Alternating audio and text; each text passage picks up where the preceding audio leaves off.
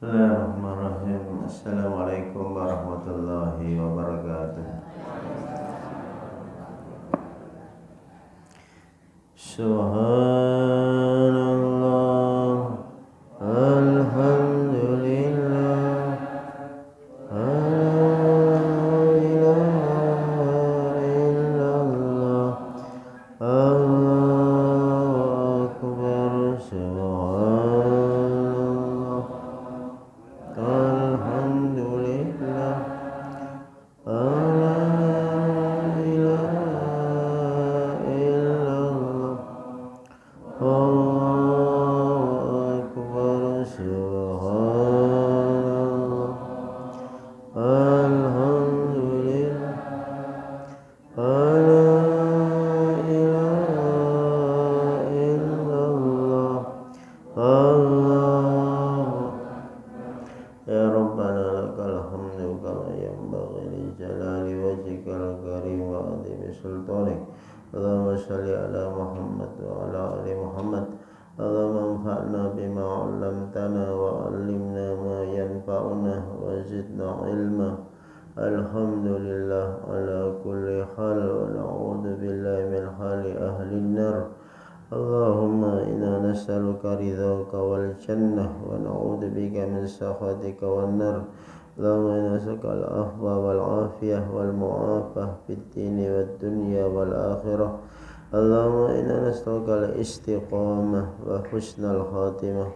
Rabbana atina fid dunya hasanah wa fil akhirati hasanah wa qina adzaban nar. Allahumma ansurna wal muslimina fi kulli makan. اللهم انصرنا إخواننا المسلمين في فلسطين. اللهم انصر إخواننا المسلمين في غزة. اللهم انصرنا نصرا عزيزا. اللهم انصرنا على القوم الكافرين. اللهم عليك باليهود والأمريكان ومن آمنهم الذين ظلموا على المسلمين. ربنا آتنا في الدنيا حسنة في الآخرة حسنة وقنا عذاب النار. وصلى اللهم على سيدنا محمد وعلى آله وصحبه وسلم. سبحان ربك رب العزة عما يصفون وسلام على المرسلين والحمد لله رب العالمين. Itu halaman 445 bicara tentang al-Islam rahmatan lil alamin.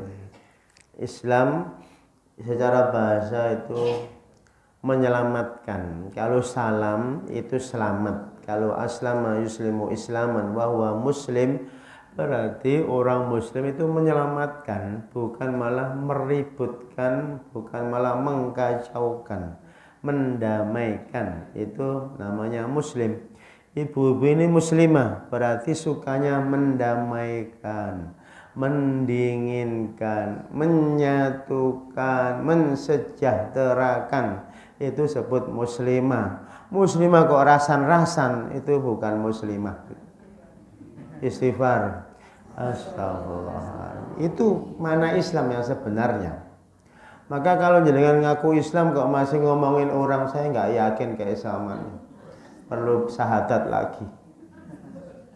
Itu Islam. Kemudian iman itu dari kata amana yu'minu, mengamankan gitu loh. Jadi kalau jenengan mukmin, ya jangan sampai orang takut sama jenengan gitu.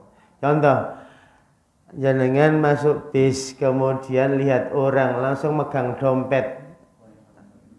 Kira-kira mukmin enggak itu? Itu mukminnya diragukan, kayaknya wajahnya seram, kayaknya katanya pencopet. Nah, itu. Tapi kalau lihat ustadz kopian kukuan, kira-kira megang dompet enggak? Kan enggak. Jadi itu rahmatan lil alamin. Jadi perlu saya sampaikan di depan. Jenengan kalau bicara tentang Islam rahmatan lil alamin, itu uniknya pada zaman Nabi itu. Nabi Muhammad sallallahu alaihi wasallam itu kan di Madinah itu. Di Mekah dulu lah itu kan damai saja, enggak sampai, walaupun didolimi 13 tahun tidak pernah membantah. Kemudian baru di Madinah itu ada kekuatan pasang strategi, itu ada perang Badar, perang Uhud, perang Khandaq, ada Fathu Mekah, ada perang Hunain, perang Tabuk. Ibu-ibu hitung jumlah peperangan, jumlah hari peperangan Nabi selama jadi Nabi, para sejarawan menghitung kurang lebih 80 hari. Sedangkan Nabi jadi Nabi sampai wafat kurang lebih 8.200 hari. Berarti 80 hari dari 8.000 hari itu kan 1%. Masih ada 99% Nabi itu mengungkapkan rahmat atau akhlak mulianya pada interaksi sosial. Tetapi yang dipelajari sejarah kebudayaan Islam itu mesti kan perang Badar, 313 pasukan muslim melawan 1.000. Habis itu perang Khandaq, itu ikut menggali parit ini. Kemudian sampai pasang batu. Kemudian ada perang Uhud sampai giginya tanggal. Kenapa yang dibahas 1%? Perang gitu. Padahal 99% Nabi kan nggak perang. Senyum pada istrinya, senyum pada anak yatim. Diperbanyak senyumnya daripada perangnya. Yaitu cara membaca rahmatil alamin seperti itu. Maka jangan terprovokasi oleh pemandangan orang-orang yang nggak suka Islam, seperti Islam disebarkan dengan pedang, itu juga kurang tepat. Jadi atau Islam mendolimi wanita, wanita itu paling dapur, kasur, sumur. Kalau jengkel dapurmu gitu ya Bu ya. Dapur, kasur, sumur. Pertanyaannya bukan hanya itu Pak, lebih daripada itu. Wanita juga belajar, wanita jadi guru, wanita banyak sekali wanita dalam Islam yang asalnya terhinakan pada masa kebudayaan kuno seperti Romawi, kebudayaan India, itu kan wanita jadi sebuah simbol kurban seperti untuk dewi-dewinya sana itu. Di Mesir juga sama, sebelum datang Islam kan wanita jadi kurban, dimasukkan ke sungai Nil itu supaya airnya mengalir. Pokoknya ada sesuatu mesti wanita disalahkan. Contoh nggak punya anak, mesti kayak wanita disalahkan. Padahal bisa jadi lelakinya mandul juga. Jadi dan seperti itu tidak baik. Itu kan adat jahiliyah. Ketika punya anak perempuan wajahnya menghitam, sedih. Kalau anak laki-laki, wah tentara Allah kan gitu. Pak Ustadz, anaknya perempuan lagi ya gitu. Itu kan menghina Ustadz. Kalau laki-laki gini, Pak Ustadz laki-laki ya, wah jundullah katanya, tentara Allah, penerus masa depan, banyak doanya. Tapi kalau perempuan lagi ya Pak Ustadz. Itu kan ibu ini kena penyakit jahiliyah. Ketika melihat bayi perempuan agak pesimis. Padahal secantik-cantiknya ibu ini kan lahir dari rahim perempuan juga. Apa dari rahim laki-laki? Kan nggak ada. Dan ketika jenengan sepuh, yang merawat siapa? Anak perempuan apa laki-laki? Ya sudah, tolong anak perempuan jatahnya yang banyak. Tapi jangan rame-rame. Kasih hadiah, ini buat belanja. Sisa mak, yus cukup wae. Kathah lho mak, yus nggak apa-apa. Karena anak perempuan itu memang mahkota keluarga. Bapak ibu itu Islam, jadi ibu-ibu muslimah harus menyelamatkan, bapak muslim harus menyelamatkan. Ini kan masa kampanye, keributan 3 calon. Tolong yang damai, yang selamat, yang indah-indah saja. Kalau berbeda jangan sampai menjelek-jelekkan. Yang kedua, rahmat artinya apa? Ar-riqatu wa ta'attuh, lembut, berpadu dengan rasa keibahan, kelembutan, belas kasih, halus. Itu kan ada pada perjanjian dengan non-muslim di Madinah. Ada orang Yahudi banyak di sana, Bani Quraidah, Bani Nadir, Bani Qainuqa. Ada juga itu Khazraj, Aus, ada juga orang Kristen di Madinah itu. Tapi kan sama Nabi itu haknya disamakan. Apa yang dilakukan oleh umat Islam ini Kalau umat Islam bayar zakat, maka orang non-muslim bayar pajak. Kan gitu, adil semuanya. Siapa yang menyakiti ahli kitab, berarti kan menyakiti Nabi. Nggak boleh menyakiti orang ahli kitab yang dhimmi ya. Seperti orang Kristen, orang non-muslim yang ada di Indonesia. Itu kan statusnya dhimmi. Yang statusnya harbi, yang memang menyerang, itu memang harus dilawan gitu. Kayak kasus sekarang di Palestina itu namanya kafir harbi. Tapi kafir-kafir yang ada di negeri muslim namanya dhimmi, wajib dilindungi, tidak boleh dimusuhi. Ada juga muahad, yaitu turis-turis datang ke Indonesia, ke Bali, Borobudur, itu harus dilindungi, tidak boleh dimusuhi gitu.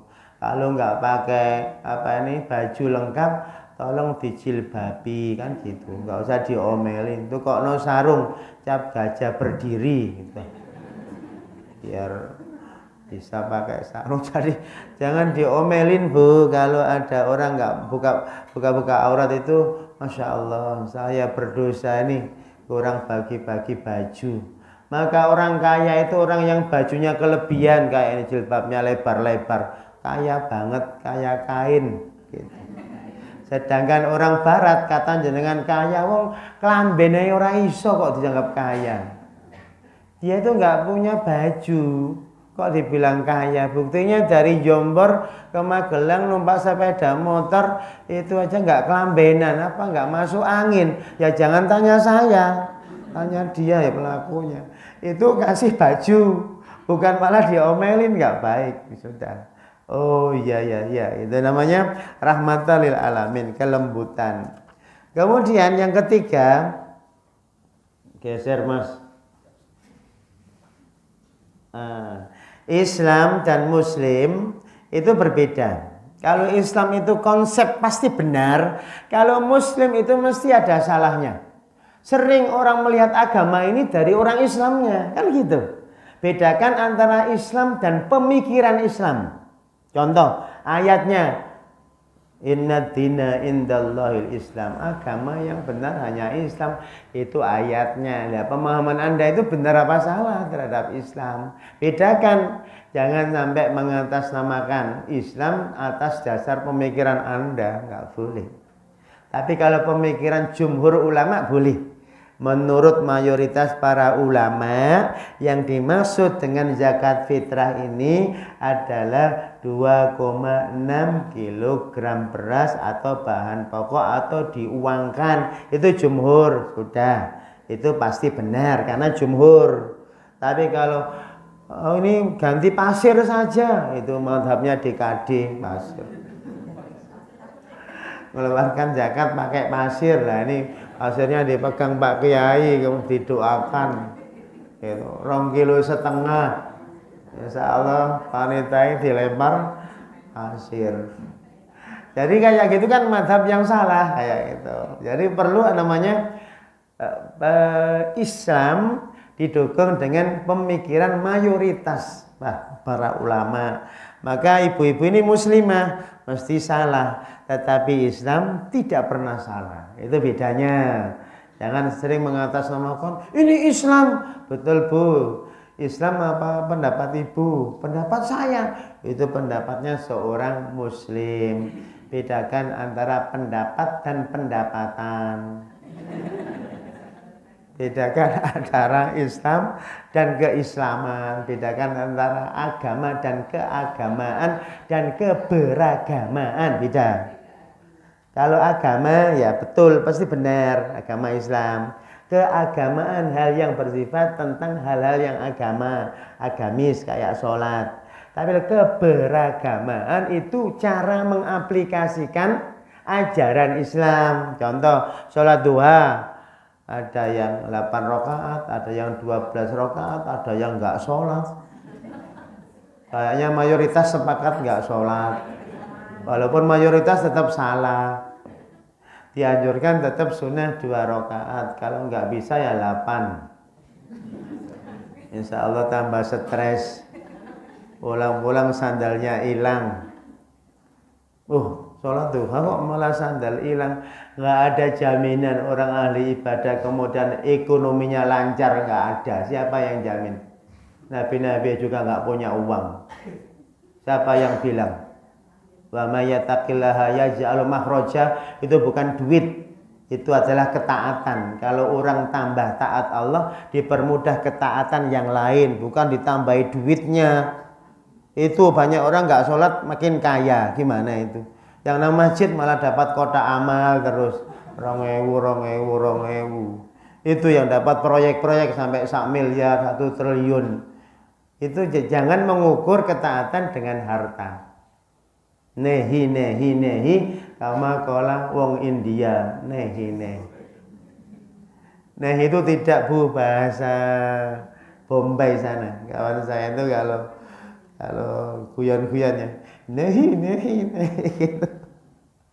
Acahe ya halhe gitu. Acahe itu apa kabarnya? Ya halhe, acahe. Ya halhe itu apa kabarnya? Acahe baik-baik saja gitu. Ya hale acahe, syukriya. Syukriya itu terima kasih. Syukron, bahasa Bombaynya syukriya. Kalau nggak percaya tanya Amitabh Bachchan sama Sri Devi. Karena tetangga saya India, di Mesir itu India. Sering diajak ngomong India.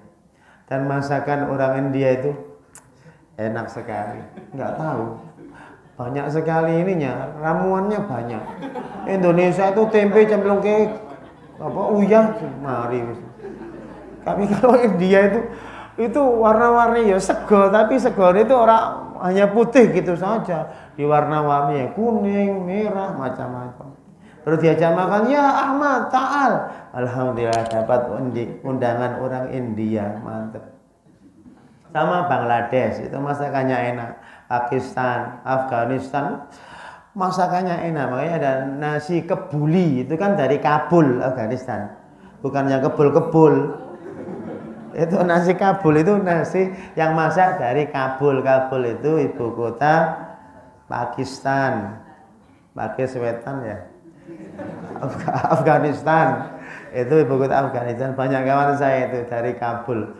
Kalau masak enak sekali, padahal laki-laki pandai masak. Ada loh ibu-ibu nggak pandai masak, nguji suaminya, semakin sabar masuk surga. Jadi tolong ibu-ibu yang punya anak putri ajari masak yang enak, biar suaminya nggak ke warung terus. Warung terus. Kalau istrinya pandai masak, itu suaminya kangen makan di rumah terus.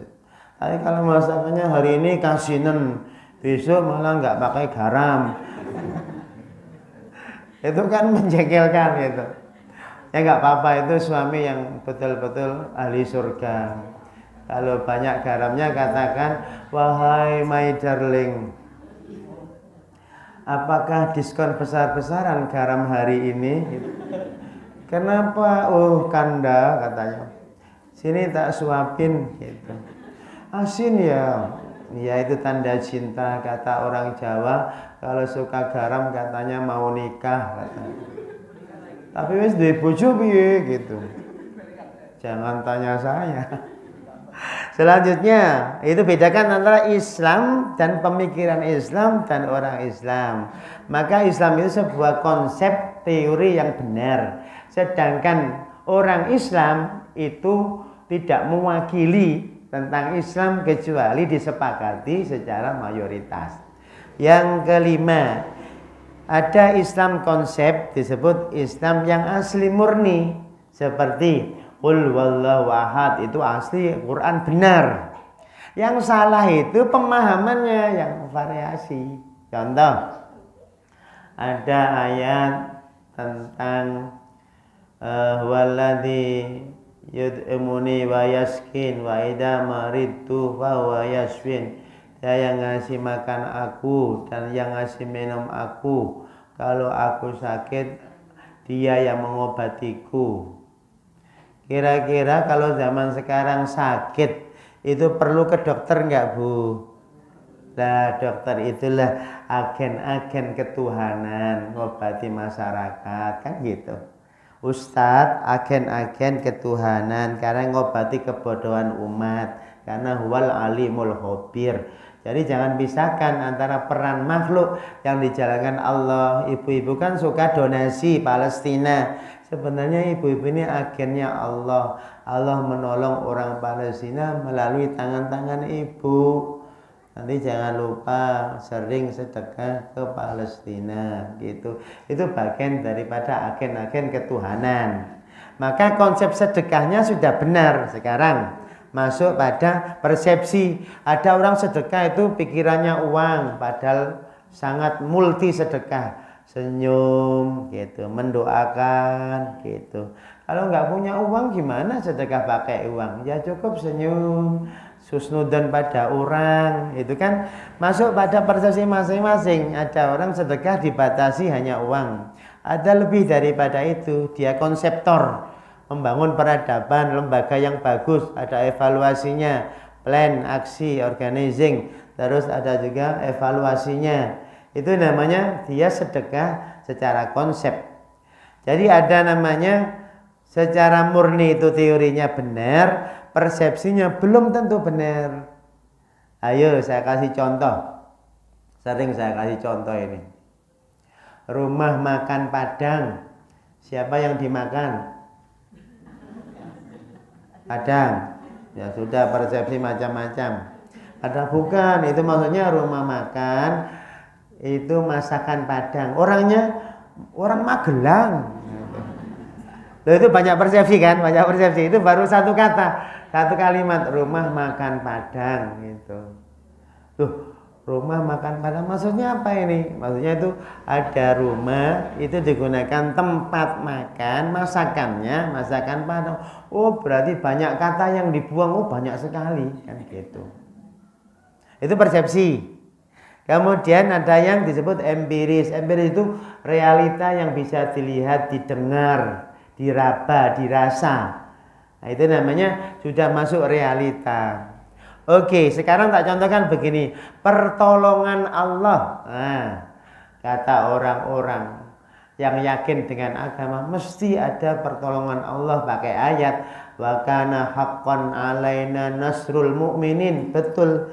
Inna lanansuru rusulana. Pasti itu namanya konsep benar. Tetapi persepsinya beda-beda. Korut bela Palestina, siap nuklir. Rusia siap nuklir. Iran bela Palestina, siap nuklir. DKD bantu Palestina, siap bambu runcing kan gitu. Itu persepsi beda-beda kan. Padahal yang dibutuhkan nuklir, bukan bambu runcing. Kayak begitu, itu namanya persepsi. Maka kita sering teriak-teriak bela Palestina, tapi tidak punya apa? Realita atau empirik yang benar gitu. Maka wa a'iddu lahum mastata'tum min quwwatin wa min ribatil khail turhibuna bihi aduwallah wa aduwakum. Jadi ada juga peran militer, apalagi diplomasi penting sekali. Ada bantuan tapi diplomasinya gagal nggak bisa masuk. Jadi diplomasi juga termasuk bagian daripada realita. Nomor 6. Mengembangkan pola hubungan antar manusia yang pluralis, humanis. Hidup ini kan banyak ya Bu, wong diri kita ini enggak satu kok Bu. Pikirannya kadang iya enggak, ragu-ragu. Itu satu orang, bagaimana kalau 1000 kepala? Pasti ada keributan-keributan. Humanis itu berarti bersifat sosial, kemanusiaan. Dialogis berarti sering komunikasi dengan orang yang baik-baik saja. Jangan yang keras-keras. Karena sejahat-jahatnya manusia tidak mau dikerasin kan gitu. Harus halus. Ada orang nyolong, oh bapak-bapak ini kerja dari mana malam-malam kan gitu. Kan tersinggung dia nanti. Wah, saya pencuri kok dianggap kerja gitu. Ya tahu ada CCTV-nya gitu. Akhirnya ini Pak Ustadz dari sebelah, alhamdulillah banyak ghanimah gitu. Itu kan bahasa-bahasa gaul dulu. Setelah dekat baru diingatkan. Jangan langsung bapak mencuri ya, itu enggak bagus, pasti kabur kan gitu. Itu yo santri yo ada ya kadang yang bertengkar, apa ini pukul-pukulan, oh lagi perang Badar ya Mas, gitu. Kan tertawa dia nanti, nggak jadi marah. Pak Ustadz ini aneh-aneh, wong ini jelas gasaan kok dianggap perang Badar. Akhirnya kan konsultasi, kami salah Pak Ustadz. Nah itu penyadarannya di situ kan gitu. Itu banyak santri dikeluarkan, jangan bilang melanggar pencurian poin 80, bertengkar poin 90, melebihi 100 dikeluarkan. Orang tuanya nggak akan pernah terima karena nggak mungkin kecap nomor 2. Anaknya Dewi mesti nomor 1. Begini Bu, ini bukan melanggar. Cuma begini loh, anak ibu ini saya ibaratkan sakit jantung. Tetapi Ihsanul Fikri ini spesialis paru-paru. Jadi kami rujuk ke tempat lain. Oh begitu Pak Ustadz. Iya Bu, makasih ya. Loh terima aja Pak. Tapi kalau anak Anda mencuri, anak Anda bertengkar, harus dikeluarkan. Dia marah-marah gitu. Kenapa tidak ada peringatan? Kenapa anak saya begini? Dulu di rumah nggak begini. Setelah masuk asrama jadi begini. Ini salah siapa? Tuh jadi marah. Kurang halus saja. Betul Bu, begini ceritanya. Anak Anda ini energinya terlalu kuat sehingga hiperaktif, ngantemi siapa saja. Tolong dikirim ke Israel. Itu kan bahasa guyon tapi orangnya memahami tuh akhirnya. Ya Pak Ustadz, kami paham. Di rumah memang dulu begitu kok. Loh coba. Apa bedanya? Makanya sering kan ada orang itu bermasalah gara-gara nggak bisa dialog saja. Kaku. Contoh aja, ibu pernah tak ceritakan, ada seorang raja mimpi giginya tanggal. Kata ustadz pertama, oh itu keluarga Anda akan meninggal. Rajanya nggak terima, penjara, tafsir kok jelek. Gitu. Akhirnya panggil ustadz lagi, apa tafsirnya kalau mimpi gigi tanggal? Oh itu famili Anda akan meninggal, segera meninggal itu tandanya itu. Nggak terima raja. Penjara, tafsir nggak bermutu gitu. Akhirnya manggil yang ketiga, begini raja ini usianya paling panjang gitu dibanding keluarga yang lain. Coba maknanya sama, cuma bahasanya beda. Akhir rajanya sip. Bahasa saja, makna itu kan yang penting tersampaikan. Ada orang itu terlalu simbol-simbol bahasa terlalu keras sehingga orang nggak mau mendekat. Jadi ini perlu namanya dialogis. Dengan siapa saja itu perlu bahasa yang santun dan halus. Bukan masalah benar dan salah, tetapi menggiring bola supaya gol itu kan perlu ke kanan, ke kiri, nggak langsung tendang. Wah, kan tidak begitu. Tendang itu sudah benar, tetapi ada strategi menggolkan itu loh. Jadi sering itu ada orang marah-marah, tetapi ketika kita apresiasi dia kaget. Loh, kok nggak ikut marah juga ini? Loh, Bapak tadi yang ini ya, yang nabrak ya. Oh iya, bagus Pak, sehingga bisa kenalan, bisa akrab. Terima kasih Bapak termasuk orang yang bertanggung jawab. Kan begitu, itu seneng dia. Ya Pak, mohon maaf kami khilaf. Kan ada dialog yang bagus. Kemudian toleran. Jadi begini Bu, orang bodoh itu biasanya mesti menolak, dikasih tahu. Enggak ngunu, itu biasanya gitu. Orang yang agak pinter, apa sebabnya, apa dasarnya, apa yang membuat begitu, itu namanya orang agak cerdas. Orang sangat cerdas, oh itu benar versi A dan salah versi B. Itu namanya orang yang sangat toleran. Maka jangan suka memaksa pendapat Anda diterapkan untuk orang lain. Bisa jadi nggak sama. Contoh, ada orang panas-panas kayak begini atau hujan lah. Hujan-hujan jualan es krim.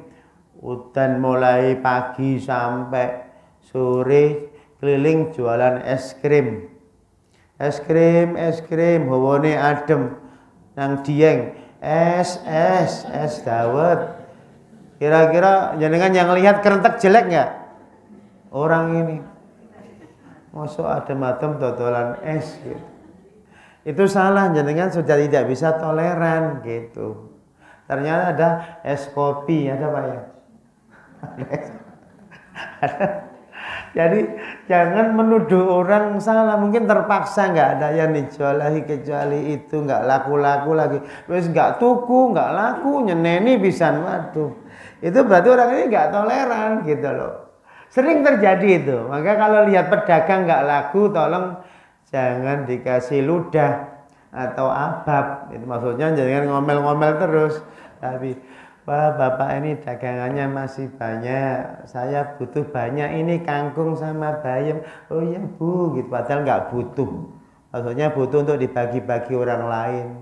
Itu lebih mulia. Jangan begini, bapak ini nggak laku ya, gitu. Ini tak kasih uang aja. Itu nggak memuliakan. Memuliakan itu habiskan dagangannya, bagi ke orang. Dia senang, merasa mulia. Pulang ketemu istrinya, alhamdulillah ada orang borong, masya Allah rezeki. Kata yang beli, aku dewi aslinya ya butuh duit tapi mesake gitu. Kan banyak orang seperti itu. Artinya memang hidup itu saling menolong, itu toleran melihat orang nggak laku tadi, serta mengembangkan pemanfaatan dan pengelolaan alam dengan rasa kasih sayang. Maka Bapak Ibu, ibadah yang tidak dianggap ibadah itu apa? Cleaning service, buang sampah pada tempatnya, jangan meludah sembarangan. Itu kan ibadah-ibadah yang tidak mahdoh, yang dianggap nggak ibadah. Maka saya kadang melihat orang buang sampah di jembatan itu ini kok imannya kurang lengkap ya. Nggak boleh itu kan at-tuhuru satrul iman, nggak boleh buang sampah. Kadang ada itu pempes langsung dibuang ke sungai, akhirnya numpuk-numpuk banjir, nanti minta tolong Tuhan. Ya Allah, kenapa kau kasih banjir? Sebentar, ayo diurut-urut. Siapa yang buang pempes? Kulo gitu. Berarti sing nyebabke banjir siapa? Kulo. Oh, ketak gitu. Banyak orang itu salah dhaharal fasadu fil barri wal bahri bima kasabat aidinna. Salah manusia, dia yang bikin ulah sendiri terus minta solusi Tuhan, minta solusi Allah. Aneh sekali. Ya rubah diri Anda dulu kan. Kemudian yang ketujuh bicara tentang mana-mana global. Bapak Ibu, kan rahmat lil alamin. Bicara apa? Bicara universal. Kalau di kampus namanya universitas. Ada Untid, kan ada Unima, universitas. Maksudnya mahasiswa ini jangan berjiwa fakultas kan gitu. Fakultas hukum boleh, tapi jangan sampai blank tentang fakultas ilmu sosial kan gitu. Fakultas sospol boleh, tapi jangan sampai blank tentang PAI gitu. Fakultas agama Islam kan gitu. Itu namanya jiwa yang universal. Tidak lagi terkotak-kotak pada pemahaman. Contoh, ibu adalah akuntan, berarti pakar manajemen keuangan. Tetapi tolong ibu juga belajar tentang fikih zakat secara Islam gitu. Juga ibu membaca tentang sedekah yang produktif itu apa gitu. Jadi tidak hanya membahas tentang keuangan, tapi dilebarkan. Berarti jiwanya nanti luas. Kalau jiwanya fakultas, nanti bertengkar antar fakultas. Tapi kalau jiwanya universal atau universitas, dia akan menaungi banyak fakultas. Maka orang yang bijak adalah orang yang sangat bisa mengumpulkan banyak bidang-bidang yang lain. Gitu. Tidak kaku. Contoh, ada namanya makna tauhid. Ada juga makna-makna yang sifatnya kemanusiaan, robbani. Tauhid juga paling secara umum dipahami tauhid uluhiyah, rububiyah, asma dan sifat. Secara umum begitu. Prakteknya nggak semudah itu. Prakteknya adalah menjaga kesatuan umat adalah perintah tauhid juga. Gitu. Keluarga mau bercerai, tauhid pertahankan dulu bersatu. Kalau sudah sangat tidak bisa, memang menurut para ulama sekitar, memang sudah tidak bisa disatukan ini, mungkin sebab beda agama dan seterusnya, itu baru dijalankan. Artinya apa? Menjalankan tauhid aplikasi itu lebih sulit daripada hanya teori. C. Pertimbangan sawabit dan mutaghayyirat. Jadi ada namanya hal-hal yang prinsipil tidak boleh diganggu. Contoh sholat 5 waktu wajib, jangan diganggu. Wa aqimus sholat. Zakat wajib, jangan diganggu. Tetapi yang lain seperti bolehkah sholat di atas kendaraan, sholat sunnah, nah itu termasuk bisa berubah-ubah. Oh ada yang boleh, ada yang tidak, kan gitu. Sekarang orang beli buku berarti orang tua, kan gitu. Pemuda-pemuda nggak mau lagi buku, maunya e-book ya, maunya e-book gratis, tinggal diputar kapan saja. Kalau beli berarti sudah tua. Yang mau beli hubungi saya biar saya cepat kaya. Ini kalau jenengan beli buku berarti usianya sudah di atas 40 tahun. Kalau pemuda-pemuda ini nggak mau, tinggal muter HP saja. Wis gratis bisa dibawa kemana-mana. Coba ke kampus bawa buku ditertawain orang. Makanya Gunung Agung bangkrut, Gramedia bangkrut karena anak muda nggak mau beli buku, maunya download. Apakah waktu lahir di download? Maka tetap beli buku karena buku juga lebih nyaman dibaca. Kemudian itu ada namanya yang tidak bisa dirubah. Rukun Islam nggak bisa, kiblat nggak bisa. Yang bisa dirubah adalah hal-hal yang sifatnya cabang. Contoh, Ustadz sekarang ini orang itu banyak sedekah Quran. Bagaimana kalau infak saya rubah jadi pos kampling syariah gitu. Bagus Bu, pos kampling syariah, isinya tilawah gitu. Isinya konsultasi, ustadznya diundang konsultasi kampung di pos kampling setiap jam 8 sampai jam 9 pagi Ahad. Ustadznya datang mau tanya apa saja boleh.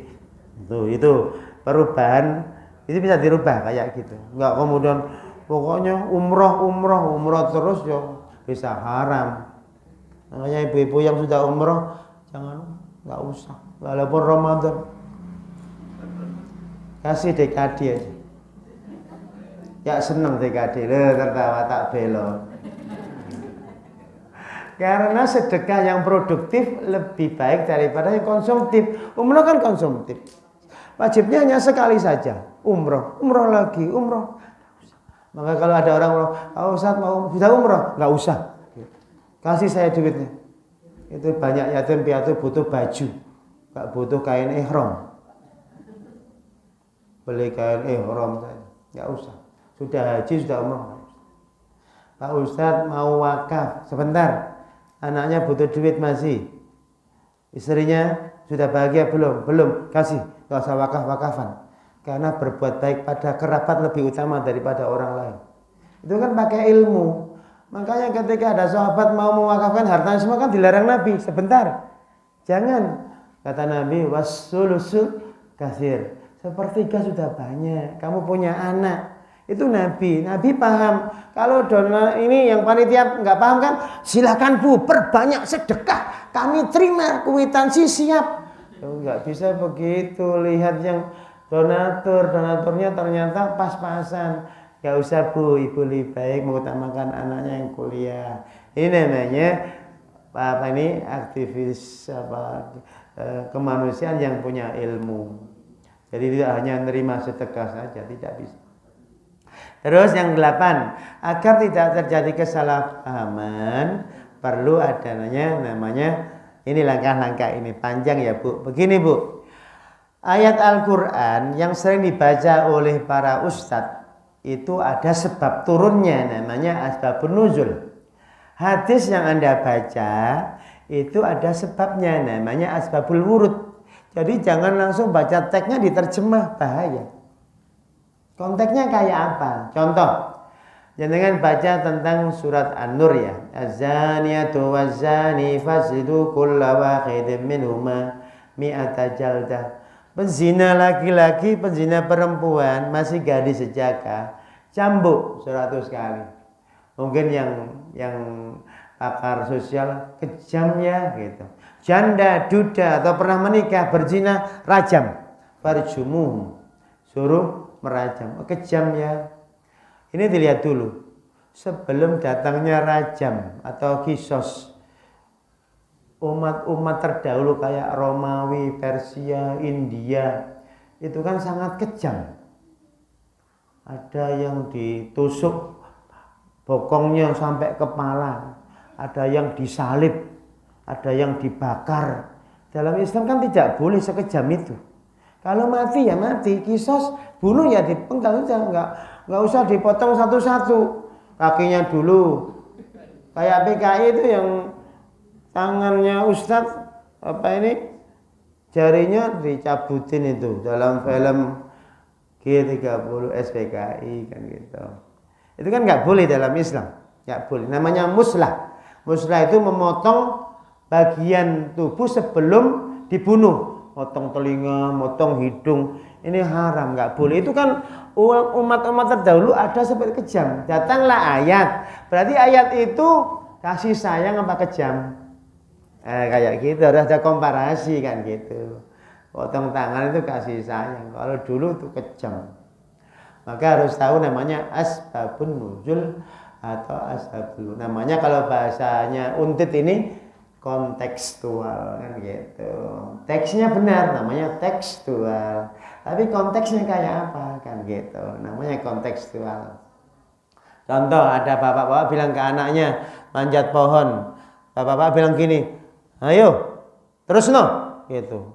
Teksnya suruh meneruskan, asik. Bapak nyuruh saya naik, terus no, gitu. Itu teksnya kan gitu. Tapi konteksnya itu bapaknya marah. Maksudnya kalimat, ayo, terus no. Itu maksudnya cepet turun, malah asik. Bapak ngajak, ayo, gitu. Terus no, lanjutkan. Ini tekstual, tidak paham konteks, kan itu bahaya itu. Seperti itu. Jadi ada namanya teks, ada konteks gitu ya. Jadi ada proses yang panjang, Bu. Jadi baca Quran ya tentang ayat sedekah. Wa fi amwalihim haqqum ma'lum lis-sa'ili wal mahrum. Oh ini zakat. Wa fi amwalihim haqqul lis-sa'ili wal mahrum. Oh ini sedekah sunnah kan gitu. Innamas shadaqatu lil fuqara. Oh itu tentang pembagian zakat. Pembagian sedekah di situ adalah zakat wajib. Jadi nggak bisa dipukul rata sesuai dengan teksnya. Kan sering ini ada apa ini? Ada spidol itu, ada tutupnya itu. Tolong spidolnya ditutup, ini tutup juga, ini tutup juga. Aku sudah sesuai dengan teksnya kok. Tolong tutup spidolnya. Sudah. Ya Pak Ustadz, loh kok begitu gitu? Kan tutup Pak Ustadz. Kayak itu namanya teks, tapi konteksnya maksudnya ya tutup spidol kan gitu. Tapi nggak dipahami. Sering saya ceritakan ada nenek-nenek undang se-RT, monggo rawuh teng griya kula wonten apa Mbah? Rapat. Wonten apa sih? Nutup botol. Kok sakit Mbak nutup botol kok rapat? Niku tertulis tutuplah botol dengan rapat. Jadi kula mboten sakit nutup nek mboten rapat rin. Mari kita awali rapat dengan basmalah. Bismillah. Mari kita tutup. Terus besoknya dia masuk angin. Yupuk balsem mbek Remason. Terus monggo rapat malih. Males kata. Pasti nutup botol. Nah itu tekstual. Mbahnya juga benar, tekstual sekali. Tutuplah botol dengan rapat. Akhirnya ngajak rapat.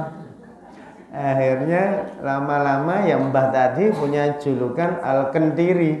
Kendiri karena tekstual sekali, bahaya. Maka tolong ya mahasiswa itu jangan tekstual. timbulnya aliran keras itu karena dalilnya tekstual sekali. Wajahidu gitu. Konteksnya apa dulu? Waqatiluhum. Waqtuluhum harus itu konteksnya apa?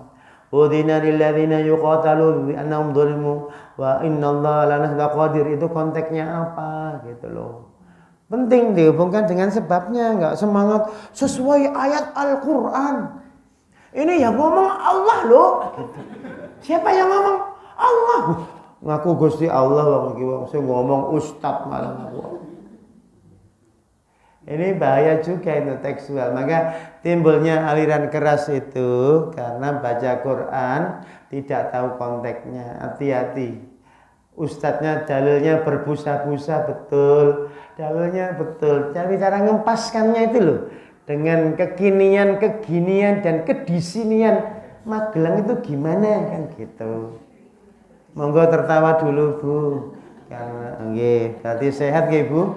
Alhamdulillah, sudah datang ke masjid, hati berbunga-bunga, senden, nggak ngomong meneng wae. Bismillah Allahumma akhir. Kasihan ustadznya serak-serak ngomong terus. Ibu-ibu nggak punya dosa loh Bu, nggak punya salah. Yang salah nanti ya ustadz. Wah, ceramahnya ngawur itu kan gitu. Tapi kalau yang diam-diam kan enak. Datang terakhir nggak apa-apa, sembujung, terus geringgingan, wis mari, sampun, alhamdulillah di ahyana, karena wa alaihi surga, langsung surga, enak tenang. Itu enak jadi anggota jamaah kajian DKD itu enak, tawakal. Yes. Tapi ustadznya kan harus ini serak, minum dulu ya Bu, bismillahirrahmanirrahim. Alhamdulillah. Nah, itu namanya konteks Bu. Ada teks, ada konteks. Banyak orang jadi sesat gara-gara teksnya terlalu, ya itu maknanya letterlock gitu. Bahaya sekali. Mahasiswa ini hati-hati itu. Kalau kita tegakkan agama, kamu sudah sholat subuh belum? Waduh. Ya akeh tunggal niku sing demonstrasi sing tegakkan Islam loh. Kamu tadi sudah sholat subuh belum? Belum Pak Ustadz. Ya sudah, gak usah cerik-cerik nang kono. Nang omah wae kono. Ini sore sajadah. Tegakkan Islam enggak? Kan banyak mahasiswa tipe begitu. Ada makanya kisah itu, ada musola dibakar, marah-marah itu. Terus ditanya, Bapak ini emosinya keren, marah-marah, musola dibakar. Tapi Bapak ini kalau subuh di mana ya?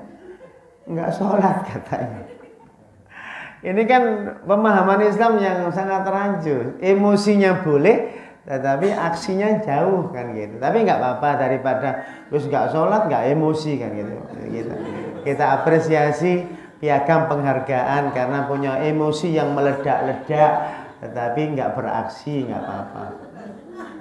Lebih baik begitu daripada enggak ada belas kan gitu. Tetap diapresiasi. Nah itu proses panjang sekali ya. Ada namanya teks yang dibaca, kemudian apa sebabnya, pemahamannya apa, bagaimana cara melaksanakannya. Jadi nggak bisa langsung apa ini diterapkan, nggak bisa. Terus yang 9, supaya Islam itu damai, tolong ada banyak sisi materi dipertimbangkan.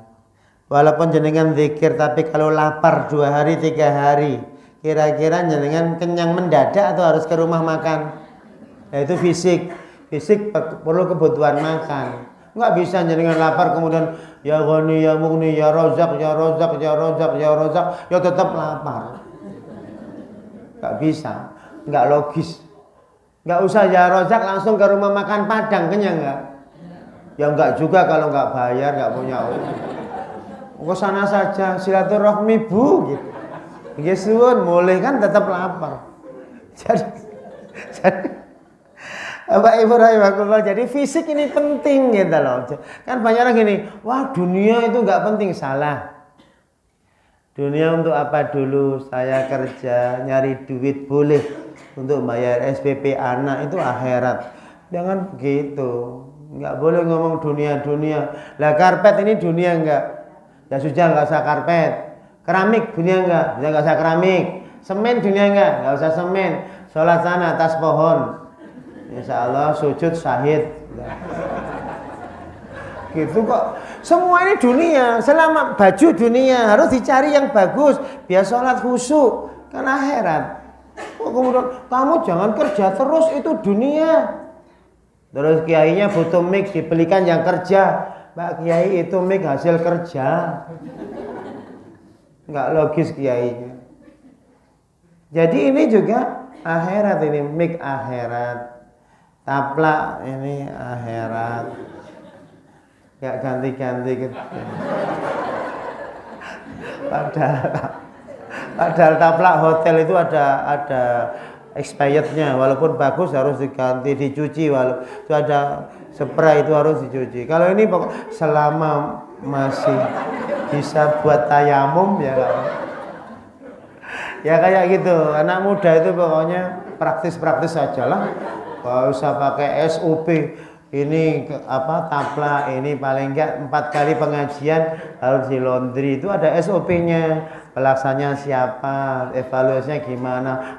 Kesuwen Pak Kasban paling enggak tahu, paling pulang-pulang paling dia pilek karena kemasukan debu banyak, terus OPL gede-gede karena niup pakai debu. Jadi kayak begini mahasiswa itu nggak mau repot-repot, wes pokoknya jalan gitu ya, enggak. Kayak padahal di hotel nggak bisa begitu. Nah itu namanya manajemen, perlu dijalankan.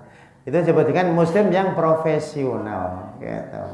Sering itu guys, saya khutbah bu, kemudian saya nggak berani megang mimbarnya. Duh. Kalau itu masih muda tak ingatkan. Mbak ya Ustadz dihargai. Kenapa Pak Ustadz? Saya megang mimbar itu loh, terasa praktek tayamum. Debunya banyak. Mbak dibersihkan dulu gitu. Apalagi kadang ada mimbar, itu kan ada tangganya. Terus itu apa ada kursinya untuk duduk, itu kakinya mepet perbatasan mimbar yang tinggi. Kalau mundur sedikit, jomplang. Itu masuk surga juga Ustaz. Tapi jangan sering dimasukkan surga, belum ada gantinya. Mbok yo jangan begini. Kenapa? Ini loh kursi, kaki belakangnya sudah mepet dengan perbatasan negara lain gitu. Sehingga kalau Ustaznya berubah sedikit, bisa ngeblak. Jadi deg-degan itu. Kayak gitu kan perlu kecerdasan itu. Ternyata benar ada orang itu begitu ya, tapi kasus yang lain ya, itu akhirnya terjatuh kayak gitu. Artinya kita harus profesional, cara kerjanya enggak asal kerja. Mental itu kan sisi dalam bu, mental kita. Pikir dan rasa itu mental. Pikiran Anda sekarang bahagia, Anda bahagia walaupun bajunya dari daun-daunan gitu, tertawa gitu. Bajunya bagus tapi mentalnya rusuh, keruh, jenengan akan sedih kan gitu. Maka usahakan mental ini nomor 1. Tertawa terus nggak apa-apa. Tertawa. Aku habis ditipu orang. Alhamdulillah. Berarti orangnya ngambil dosa saya dan saya dikasih pahala. Yang masuk surga kan yang terdolimi. Aku didolimi. Terima kasih ya penipu, lain kali lagi gitu. Itu kan penipunya jengkel itu. Setannya juga ikut jengkel. Ini kok gimana ya? Itu caranya mental yang benar seperti itu. Kan pasti nggak kembali marah-marah. Wis nggak balik marah-marah kan rugi 2. Mendingan nggak balik tapi tertawa. Kan 1 dikurangi 1 kan 0. Tapi kalau -1 dikurangi -1 jadi -2 kan gitu. Jadi harus cerdas itu loh matematika mentalnya itu. Sama istrinya marah-marah, oh lagi bakar-bakar ya mah gitu. Ya ngapain gitu. Ini airnya gitu. Adem belum? Tampil. Oh ya, tak ambilkan yang besar lagi. Nyemplung tandon ya, Ma. Itu ketika istri jadi api, suaminya jadi air. Suaminya jadi api, istrinya jadi air. Kalau suaminya marah, ibu lebih baik ngambil apa? Solasi. Okay. Insya Allah cepat damai. Tapi kalau sudah alamat tambah panas, maka walaupun bapaknya yang salah, jangan ya saya yang salah kok Pak, sudah gitu. Nanti bapaknya kan kalau saya mah yang salah, saya ini akhirnya 2 kali, jadi kan dimuliakan. Satu minta maaf, satu mengakui kesalahan. Caranya begitu. Kalau ada orang salah jangan disalah-salahkan. Dihargai kreativitas kesalahannya itu. Bapak ini salahnya sangat cerdas, penuh dengan strategi yang hebat kan. Itu kan pola komunikasi. Pikiran itu masuk dalam batin juga, perasaannya sistemik ya, kayak begini kan, dengan merdeka 87 tahun merdeka. Saya sering bertanya, kan fisiknya, ekonomi kapitalis, politik barat, sistem budaya ngadopsi dari barat, itu secara mental terjajah.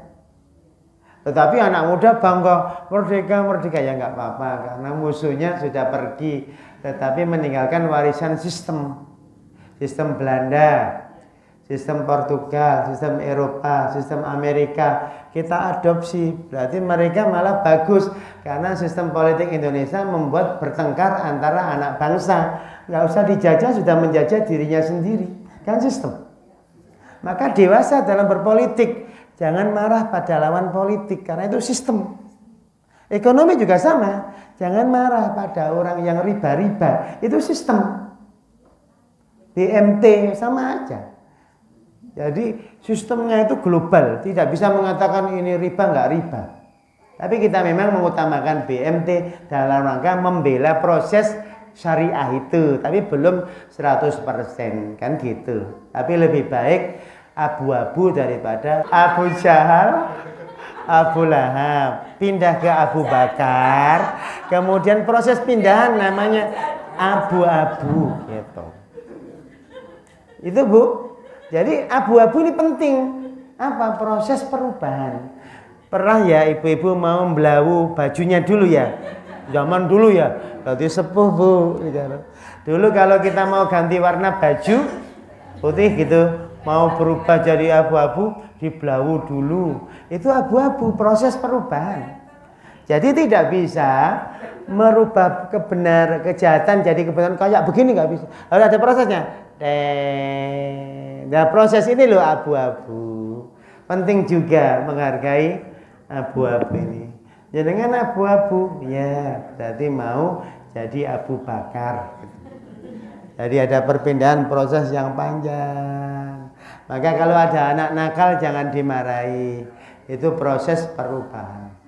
Anaknya nakal Pak Ustadz, anak saya nakal sekali. Itu tandanya buah jatuh gak jauh dari pohonnya. Apakah ibu dulu muda juga begitu? Iya Pak Ustadz, ya itu sama Bu, itu al jaza'u min jinsil amal gitu. Ada orang cerita, Pak Ustadz, anak saya itu pacaran Pak Ustadz. Bu, harus diapresiasi. Loh, kok bisa Pak Ustadz? Berarti anak ibu tidak LGBT kan gitu. Betul juga ya Pak Ustadz gitu. Caranya melarang pacaran pelan-pelan. Nah, kamu masih SMP, fokus belajar dulu gitu. Terima kasih kamu cinta lawan jenis itu juga normal gitu. Aku bahaya kalau kamu nikah dengan ayam gitu. Karena di barat kan boleh nikah dengan anjing, boleh dengan kuda. Saking stresnya gitu. Sedangkan kita nikah dengan manusia aja stres, apalagi dengan kambing kan gitu. Itu di barat itu, anjing boleh kan dinikahi, terus kuda boleh dinikahi. Bahkan kalau saya baca itu di Korea atau di Jepang, itu anjing boleh menjadi ahli waris. Jadi ada wanita nggak menikah kaya raya, dia punya kekuatan hukum bahwasanya warisannya diserahkan kepada anjingnya. Lihat aja di internet. Akhirnya Kanjeng Nabi lebih kaya daripada DKD. Itu kan ketidaknormalan. Ya, Pak, terjadi itu. Malah ada juga yang mengklaim matahari itu hak saya. Akhirnya pergi ke badan hukum bahwasanya matahari miliknya. Siapa yang memakai harus bayar. Itu kan saking stresnya itu. Matahari bayar, memang betul itu di Artos itu bayar. Tapi dingin. Betul Bu. Itu ya betul Bu. Itu bayar matahari. Itu matahari di Artos itu bayar. Itu mahal. Baru mata, belum wajah hari, belum badan hari, apalagi Haryanto. Ini saja guyon ya Pak, biar jenengan tertawa. Ibu ini bahagia, selamat Bu. Anda terbebas dari stres. Tapi kalau tertawa terus bahaya Bu. Tolong berhenti dulu. Jadi Bapak Ibu rahimakumullah, rupanya manusia ini dalam kesetresan yang luar biasa. Jangan dikira loh orang tertawa itu tidak punya masalah. Sering itu ada orang konsultasi, Pak Ustadz saya stres, dalam hati saya sama. Tapi saya diyakini sebagai punya solusi, ya ada apa? Gitu. Begini Pak Ustadz, waduh. Gitu.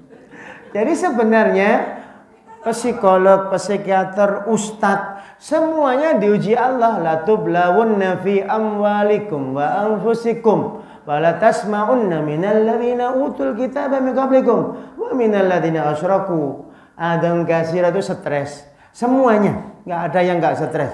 Kalau ngaku saya nggak stres, nggak ada. Semuanya hidup ini latar kabunna tabaqan antabaq. Pasti ada fase-fase. Ini muda, belum nikah, belum, pingin nikah. Ya, kepikiran stres. Mana ya istri saya? Ya belum ada. Ini pemuda mikir nikah. Kalau sudah tua mikir cucu kan gitu. Cucunya sakit, cucunya mau mondok di mana, maknya nggak boleh, neneknya pingin mondok, lo stres juga permasalahannya. Pingin nggak stres, mati pun banyak pertanyaan, ditanya malaikat marah bukan stres lagi ujian, oh dikubur aja stres juga, pertanyaannya berat, marah bukan, wa mana juga, waduh, apa ya jawabannya sebentar, tak tanya Ustadz Kasban dulu. Maka ibu-ibu tak kasih bocoran sekarang. Dikubur nanti pertanyaannya merebuka. Jawablah Allahu Rabbi gitu. Ayo tak tes. Merebuka. Lulus. Pertanyaan kedua. Wa ma dinuka? Apa agamamu? Jawab al-islamu dini. Wa ma dinuka? Islamu dini. Yang ketiga, wa ma kitabuka, apa kitabmu? Al-Qur'anu kitabi. Wa ma kitabuka? Terus nanti tentang Nabi. Wa ma qaulaka fi rajul Muhammad Rasulullah SAW, itu jawabannya. Itu bocoran ujian akhirat. Kalau jenengan nggak bisa jawab keterlaluan. Wis dikai bocoran nggak bisa jawab. Ujiannya pasti itu ditanya. Tolong nanti jawab dengan tenang. Sebentar malaikat Munkar Nakir. Saya kok agak lupa ya, waktu ngaji nggak bawa catatan. Nah itu, jenengan itu, loh, para ulama itu ngajak guyon malaikat bisa, karena selevel. Tapi jenengan, contoh, ada orang biasa ngajak guyon manajer, biasanya nggak digubris. Tapi yang ngajak itu pembina, manajer perusahaan, atau perusahaan yang lain selevel. Dia ngajak guyon bisa. Malaikat sama kiai lebih mulian kiai. Maka kiai-kiai itu suka guyon sama malaikat di kuburan. Ya termasuk itu, baca kitabnya Ibnu Jauzi. Namanya Harun Al-Wasid gitu bicara itu. Merebuka lu, saya yang ngajar kok ditanya gitu. Terus dalam cerita itu malaikatnya kan lapor Allah. Kok jawabannya begitu ya katanya. Wis jaro iku Harun Al-Wasiti. Lebih pinter memang. Kok pertanyaannya ibarat sudah S3 ditanya 1 tambah 1 ya 11. Gitu, bukan 2. 1 tambah 1 ya 2 untuk anak SD, tapi untuk anak sudah kuliah mah 1 tambah 1. Malah suami tambah istri ya bisa 3. Anaknya 1 kayak Pak Soekarno ini. 1 tambah 1 3. Kalau saya 1 tambah 1 9. Jadi beda matematikanya apa? Lah ini malaikat bertanya marabbuka, diprotes. Ini yang saya ajarkan di dunia saya gurunya. Kok ditakoki ngono gitu. Malaikat ya bingung, Bang. SOP-nya Anda bertanya, jawabannya seperti ini, tetapi nggak sesuai dengan SOP. Protes itu. Nggak percaya, baca kitab namanya Sifatus Sofwa Mili Ibnul Jauzi, babnya tokoh besar ulamanya Harun Yazid Al-Wasiti gitu. Yazid Ibnu Harun Al-Wasiti itu namanya. Saya baca sendiri. Masya Allah, sampai protes segala kayak gitu. Nah ini mohon ibu-ibu sudah ada bocoran, mohon diapalkan. Nanti kalau malaikat bertanya, jawabannya seperti Pak Kasbar gitu aja. Itu enak malah plagiasi langsung. Copy paste gitu. Aku enggak bisa bahasa Arab ya piye meneh iku. Makanya Bu, belajar bahasa Arab. Jadi ini penting. Jadi bagaimana menghadapi ini kehidupan itu semuanya itu stres, Bu. Kalau ada orang tertawa, itu tertawa di atas derita. Cuma dia pandai menutupi saja. Maka pahalanya 2. Contoh ya, sakit gigi aja. Sehat, alhamdulillah. Kan begitu, menutupi kan gitu. Kayaknya ibu ini awet muda deh. Iya gitu. Jilbabnya cantik, Bu. Alhamdulillah. Yang pakai biasa, Bu. Jadi itu namanya Bapak Ibu rahmatullah. Orang itu kenapa terlihat bahagia? Karena pandai menyimpan duka. Suami istri nggak mungkin tertawa terus. Itu kalau jenengan sudah nikah sampai 30 tahun, itu gegerannya nggak kehitung itu pasti. Nggak kehitung. Coba didokumentasikan berapa kali perang gitu. Terus pulang ke rumah mertua, pulang ke rumah orang tua, disusul sama suami. Ayo Dinda, kita pulang bersama. Iya kandang gitu. Tapi rupanya jangan menganggap kehidupan itu enak semua. Ini perjuangan menuju surga harus berdarah-darah perasaan kita. Insya Allah ya 2050 kita jumpa di alam barzah. Ibu-ibu insya Allah masuk surga semua. Kita doakan. Bapak-bapak ya juga lah. Masalahnya kenapa saya pro ibu-ibu? Yang paling sabar di dunia itu saya lihat tuh, nggak sekuat ibu-ibu. Cuma masalahnya satu, ngomelnya itu.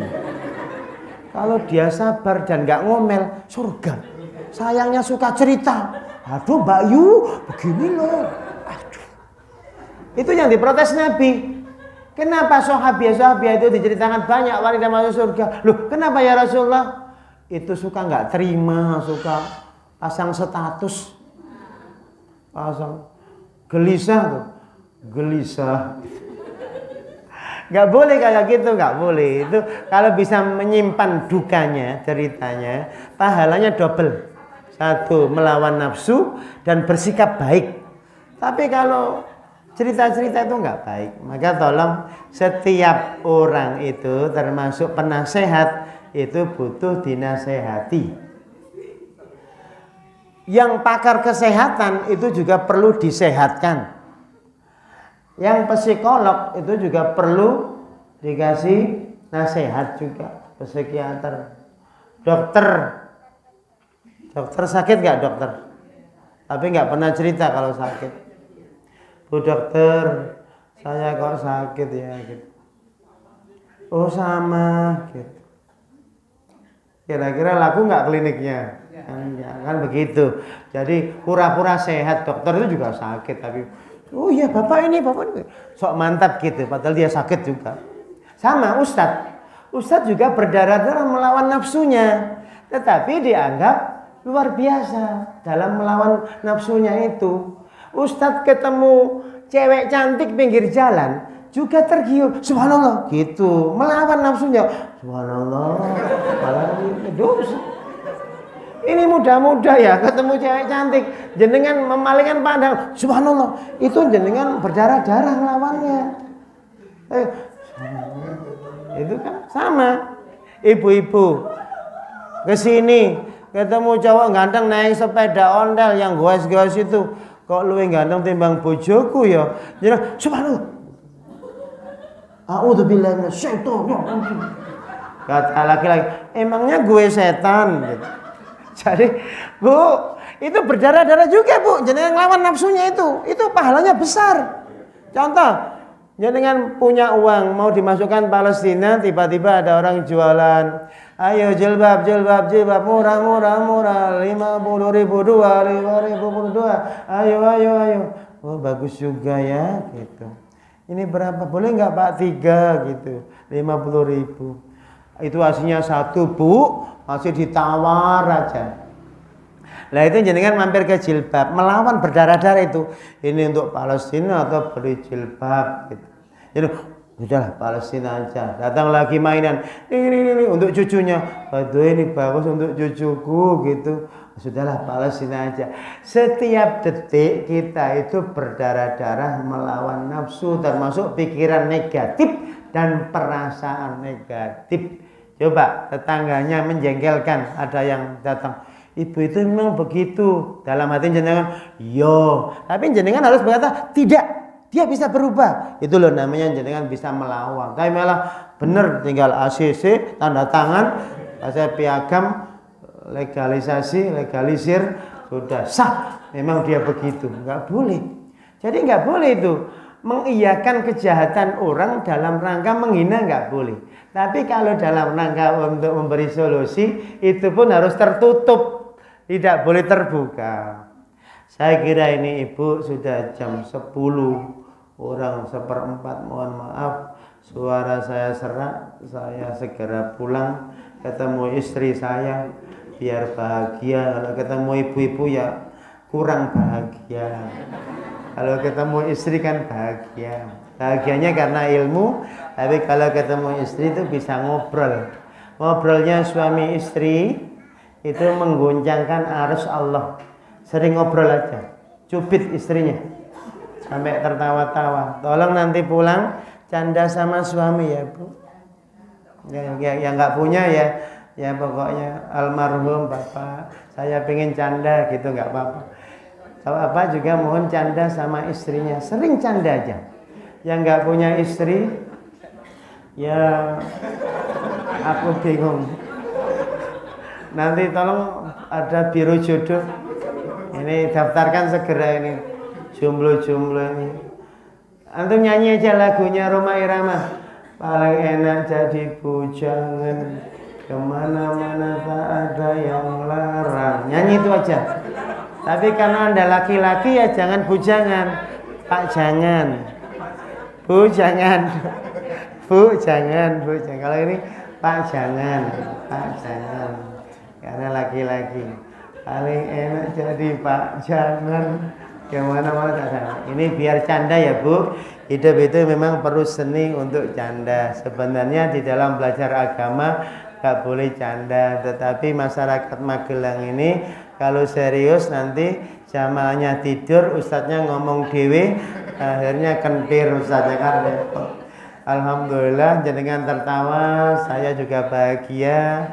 Yang penting kita saling membahagiakan, walaupun dalam batin kita penuh tekanan, kita tetap menempatkan kebahagiaan, menghargai yang menciptakan. Sebagai happy ending begini, kalau Anda bertamu ke rumah saya, tak kasih teh, pernah minum teh? Enggak seret. Saya air teh kalau saya, kamu teh. Terus tak kasih air teh, terus Saya lupa ngasih gula. Tak tanya, bagaimana mas? Ini teh asli Ciamis loh mas, metik sendiri. Itu. Wah mantap Pak Ustadz. Itu namanya suka dalam duka. Menghargai yang memberi, padahal nggak enak guloni. Gitu. Saya lupa. Kemudian saya NJP. Ya Allah, belum ada gulanya. Dia menghargai saya. Begitu juga yang menciptakan derita semua siapa? Katakan pada Tuhan, Tuhan ya Allah, manis banget gitu. Ya Allah tahu kalau itu pahit, tapi menghargai yang menciptakan. Jenengan jengkel, nggak apa-apa. Aku seneng kok sama dia, gitu nggak apa-apa. Itu sebagai melawan nafsu dan berbuat baik. Saya kira ini Bapak Ibu, mohon maaf jika ada kekhilafan. Subhanakallahumma rabbana hamdika asyhadu an la ilaha illa anta astaghfiruka wa atubu ilaik. Wassalamualaikum warahmatullahi wabarakatuh.